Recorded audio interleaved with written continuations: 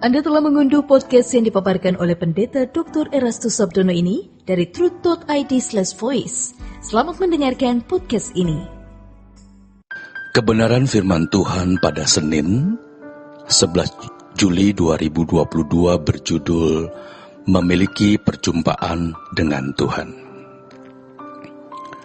Bapak, Ibu, Saudara sekalian, di dalam agama-agama Samawi, agama yang juga mempercayai adanya Allah yang Maha Kuasa, yang memberikan wahyu dalam kitab suci, yang diyakini sebagai firman Allah, yang percaya bahwa Allah akan membawa setiap orang kepada pertanggungjawab, mereka memiliki seremonial. Melalui seremonial itu, mereka menghayati Allah, atau umat dikondisi untuk menghayati Allah. Misalnya, doa sekian kali dalam satu hari. Ada hari-hari suci tertentu yang mereka harus rayakan. Setiap setahun sekali mereka harus berziarah. Ada hukum yang mengatur bagaimana cara berpakaian, mengatur apa yang dimakan, artinya yang boleh dimakan, yang halal dan yang tidak boleh dimakan, atau yang dianggap haram. Jadi perjalanan hidup mereka setiap hari itu dikondisi untuk menghayati Allah. Dan disitulah ada dinamika hidup. Dinamika hidup bertuhan versinya. Lalu bagaimana dengan kita? Apa yang kita lakukan untuk menghayati keberadaan Allah? Apa dan bagaimana dinamika hidup kita sebagai orang beragama Kristen?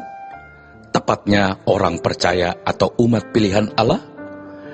Kita tidak bisa membantah bahwa kenyataan kekristenan sering dianggap atau diperlakukan seperti agama.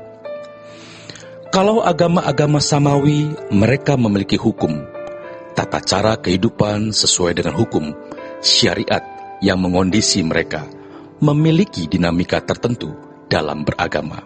Lalu, Kristen memiliki apa? Apakah hanya haleluya? Apakah hanya darah Yesus bagi mereka yang beraliran gereja tertentu?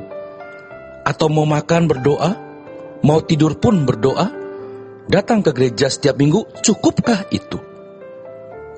Kalau kita melihat hidup kita sebagai orang Kristen, apakah dinamika hidup yang kita miliki sebagai orang beragama Kristen atau sebagai orang percaya atau sebagai umat pilihan sudah sesuai dengan dinamika yang Allah kehendaki? Pernahkah kita mempersoalkan, Tuhan, dinamika hidupku ini sudah benar atau belum? Saudaraku, ada hal yang harus kita pelajari, yaitu riset atau diatur ulang. Tuhan meriset kita melalui pengalaman-pengalaman hidup, terutama yang menggoncangkan perasaan dan hidup kita.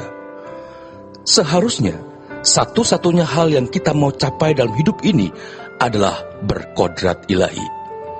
Seorang pelayan Tuhan yang mengalami perubahan secara terus-menerus, hidupnya pasti mengubah orang lain. Tidak mungkin khotbahnya stagnan. Kalimat nyanyikan nyanyian baru artinya bukan syairnya yang baru, tetapi pengalaman baru yang melahirkan syair yang baru. Lagu-lagu yang ditulis oleh orang yang mengalami proses pertumbuhan dengan Tuhan, kualitas kedalaman kata-katanya pasti lebih. Sebelum berdiri di depan tahta pengadilan Allah, kita harus belajar untuk menghadap Tuhan setiap hari, agar kondisi batin kita diperiksa dengan benar. Pasti kita akan memiliki pengalaman-pengalaman yang tidak bisa diungkapkan kepada orang lain. Perjumpaan dengan Tuhan dalam doa itu mahal sekali. Dari perjumpaan dengan Tuhan di jam doa itu, kita akan bisa mengenali diri sendiri, bagaimana keadaan kita di hadapan Tuhan. Saudaraku, orang yang tidak memiliki perjumpaan dengan Tuhan, tidak mungkin memiliki takut akan Tuhan. Saya ulangi, orang yang tidak memiliki perjumpaan dengan Tuhan tidak mungkin memiliki takut akan Allah. Takut akan Allah tidak bisa diformatkan dengan kalimat, tetapi harus dialami. Herannya, makin sekolah teologi, makin tidak berdoa.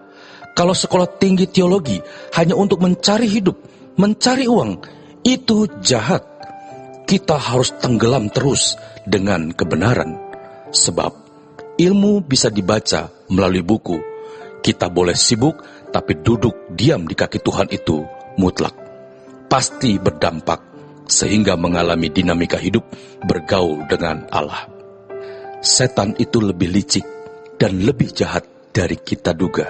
Evil, wicked, cruel, jahat. Kita tidak bisa bergaul dengan Allah sementara kita masih memberi ruang bergaul dengan dunia. Maka jangan mendengar, jangan berdialog atau terlibat percakapan yang tidak perlu dan tidak melahirkan firman. Karena iman datang dari pendengaran, pendengaran oleh rema, bukan logos. Saudaraku, kita harus berusaha agar hidupku bukan aku lagi, tapi Kristus. Sudahkah kita berbuah seperti yang Allah kehendaki? Yang pertama dalam berdinamika dengan Allah, yaitu pertemuan dengan Allah. Yang kedua, apa prioritas kita? Alkitab berkata, carilah dahulu kerajaan Allah dan kebenarannya. Prioritas kita itu Tuhan semata. Hanya Dia satu-satunya prioritas orang percaya. Betapa indahnya hidup dalam pengurapan Roh Kudus setiap saat.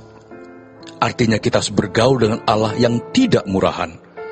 Hamba-hamba Tuhan harus hidup dalam kepenuhan Roh Kudus supaya ada impartasi kepada jemaat. Bukan hanya pintar secara pengetahuan teologi, barulah berkhotbah bisa berdampak untuk dirinya dan jemaat. Selamat berjuang, saudaraku. Tuhan Yesus memberkati.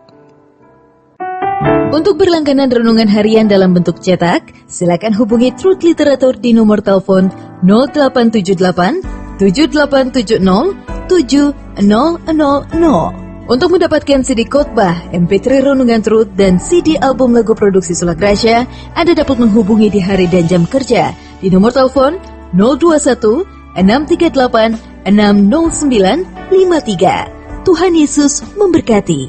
Sola Gracia.